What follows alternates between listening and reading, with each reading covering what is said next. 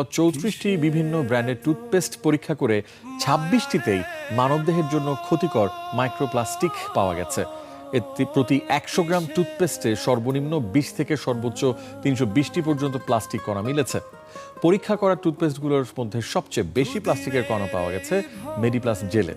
বেসরকারি গবেষণা প্রতিষ্ঠান এসডো জানায়, দেশ জুড়ে ২,৭৬০ জন ভোক্তার উপর সমীক্ষা চালানোর পাশাপাশি জাহাঙ্গীরনগর বিশ্ববিদ্যালয়ের পরিবেশ বিজ্ঞান বিভাগের ল্যাবরেটরিতে প্রযুক্তি ব্যবহার করে বৈজ্ঞানিক পরীক্ষা চালানো হয়েছে। গবেষণা প্রতিবেদনে বলা হয়, পরীক্ষা করা টুথপেস্টগুলোর মধ্যে বাংলাদেশে উৎপাদিত ২৫টির মধ্যে ২২টিতে, ভারতে উৎপাদিত ৫টির মধ্যে ১টিতে, থাইল্যান্ডে উৎপাদিত ২টির মধ্যে ১টিতে এবং ভিয়েতনামে উৎপাদিত ২ ব্র্যান্ডের ২টিতেই মাইক্রোপ্লাস্টিক মিলেছে। আশঙ্কাজনক বিষয় হলো, শিশুদের জন্য তৈরি বিশেষ ৬টি টুথপেস্টের ৪টিতেই ক্ষতিকর প্লাস্টিকের কণা শনাক্ত হয়েছে। এদিকে বাংলাদেশের বাজারে বিক্রি হওয়া ৩৪টি